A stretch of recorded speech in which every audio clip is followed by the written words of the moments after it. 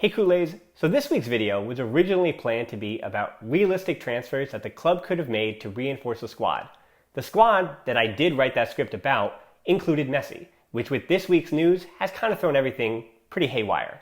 That realistic transfers video is still going to be coming out later this week, but again, I've had to do some tweaking with it to figure out exactly what the club might look like with or without Messi. Because today, I just want to have an upfront conversation with you about what the loss of the Argentine legend could mean to FC Barcelona. There's still a chance that he could stay at the club, but that is a very slim chance. So we today are going to be dealing with a little bit of reality, and I've got 5 things that we're going to be talking about. 1, we're going to talk about how we're feeling, or how I'm feeling, which, spoiler alert, is pretty sad. Number 2, what led to Messi leaving the club? Obviously, Bartomeu is a big name, but this has been a long time coming. Number 3, the way that he's leaving. Some legends leave well, and then there's this kind of situation. Number 4, what happens next? And I just mean in this transfer saga, because Lionel Messi is still a Barcelona player as of recording, so we want to know what's going to happen next in the transfer saga. And number 5, what is Barca without Messi? And what is the club going to look like this season with a new manager in charge, a ton of new players, and a lot of uncertainty? It's hard to comprehend what a team without Messi looks like for younger fans. They don't know what Barcelona looks like without him. It feels like stepping off a cliff. Messi has been saving Barca for years now, and he won't be around to save them. We knew this day was coming, but not this soon. We wanted to watch him sail off into the sunset, but this feels like he's being ripped right out from under us without that proper goodbye. The way he arrived wasn't as simple as Charlie Rissac putting his signature on a napkin. There was much more to it. A few months ago, I made a video on his complicated signing, so you can find that somewhere up here and down in the description. But once he became a Barcelona son, he's been that as he became a husband, a father, and the greatest player ever right before our eyes. We're feeling scared and afraid for what Barca is going to be, because whether we want it or not, and we don't know what the future holds. You can see the fans outside the stadium. There is frustration. There are people who don't want Messi to leave, and obviously, if you ask almost any person around this club, Bartomeu or Messi, because that's what it feels like, people are always going to pick Messi. There was that older woman I saw outside the Camp Nou that's the one, the interview that seemed to speak to us, that she's trying to speak directly to Messi and say that it's him or you, and we always choose you. And that's where the Kool-Aids and that's where fans are at right now, because we can't imagine a club that we still have to root for where Messi has said, I don't want to be here, because he's been always the one that has kept so many people involved and believing that Barcelona can win.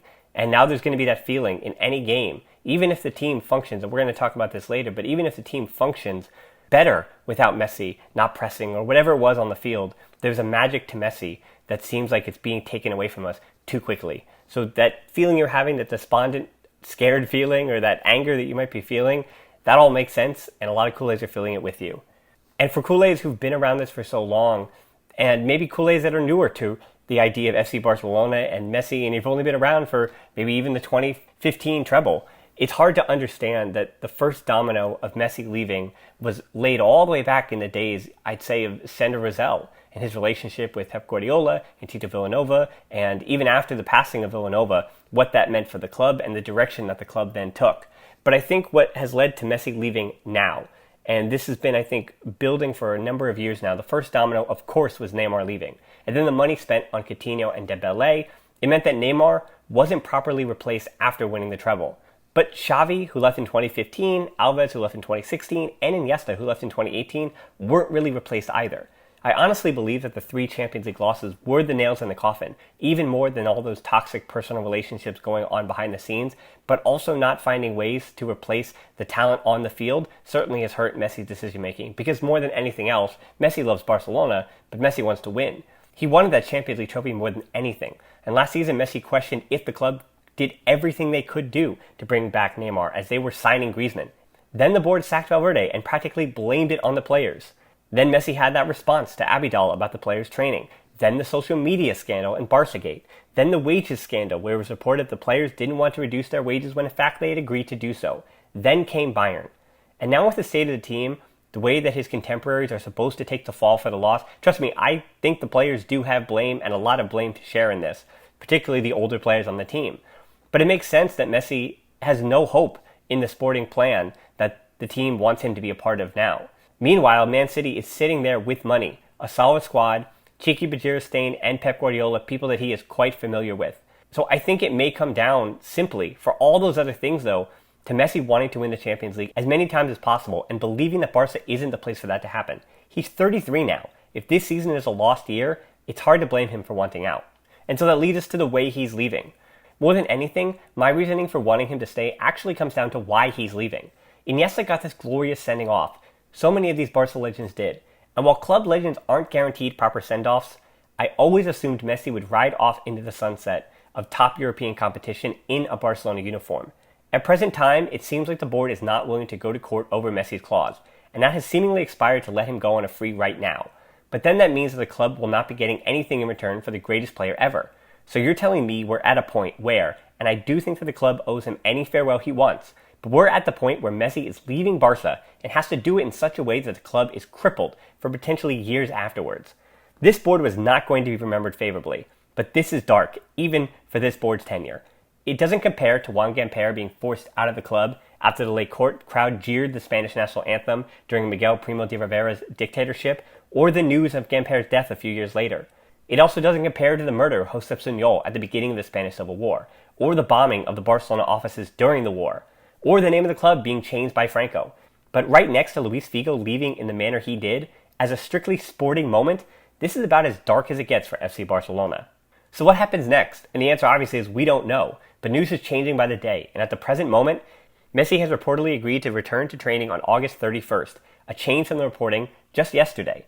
But today it was also reported that regardless of whether or not Bartomeu resigns, Messi will do whatever he can to leave now. So what can the club do? Well, Man City, Inter Milan, and maybe PSG are probably the only teams that can afford him. Like Cristiano Ronaldo's move to Juventus, Barca could negotiate a price around the €120 million mark or so to make some sense of it. Due to the pandemic though, you'd assume player swaps have to be part of this too. For Man City, Gabriel Jesus, Eric Garcia, Benjamin Mendy, these are just some of the names that I could throw out that City could be willing to part with in this kind of negotiation for the greatest player ever. Unfortunately, with a cash sum, I have no faith that the board will spend that wisely. So finally, what will Barca look like without Messi? Again, something we were hoping wouldn't come for another year or two. So this is where there is absolute cynicism and some positivity. Without Messi, the wage bill looks a lot healthier, but as fans, that's not really our problem, is it?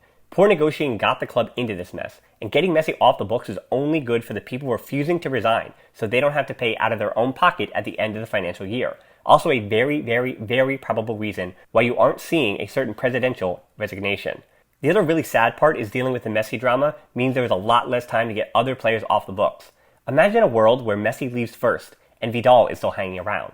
It seems like Rakitic is already out the door, and the club is going to find a way to get Luis Suarez out. So Messi, Suarez, and Rakitic, that's certainly a huge change, but not the change anybody was looking for. If you want to try to spin it in a positive light, getting this really ugly business done now means that when a new president comes in after the March elections, it may truly look like a clean slate.